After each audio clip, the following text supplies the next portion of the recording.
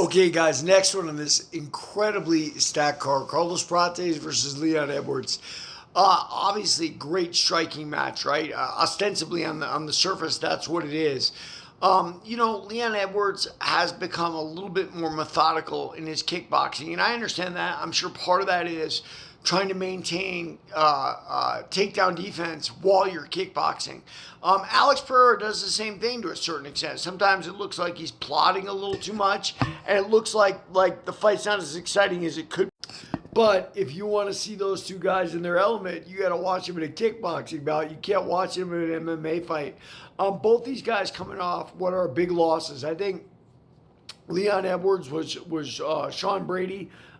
We don't need to talk about that. I mean, look, Sean Brady ragdolled him to the ground and won the fight that way, fighting in his world. Prates lost to Machado Gary, which means Machado Gary, I think he lost Machado Gary.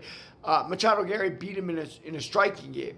And that says a little bit more to me than the Leon Edwards loss, right? Like Prates lost doing what he does best.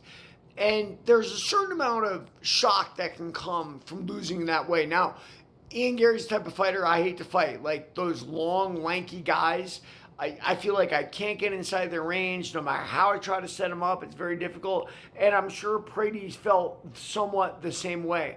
That having been said, these guys are much more evenly matched body size wise.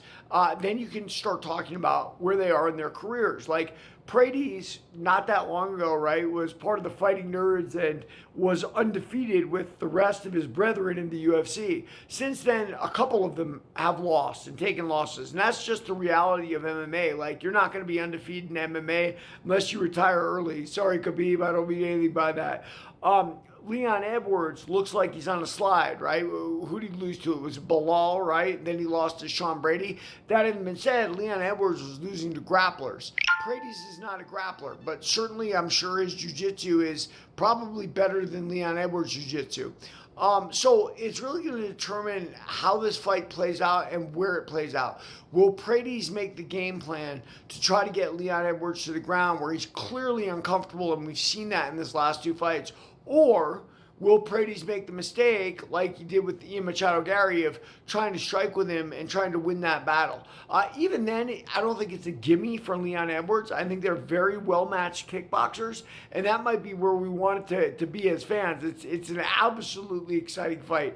I sat on the fence in the last one with Morales versus Brady. I couldn't pick it. So if you're forcing me to pick this one, I'm going to pick it with my heart, and I'm going to say Leon Edwards does it. I've always said, guys, just because you are on a losing streak, it does not mean you are a loser. It just simply means you're fighting world-class guys, and sometimes the rhythm of fighting gets to us. But I got Leon Edwards to come back and shock the world with this one. Like and follow for more of the Fight Game.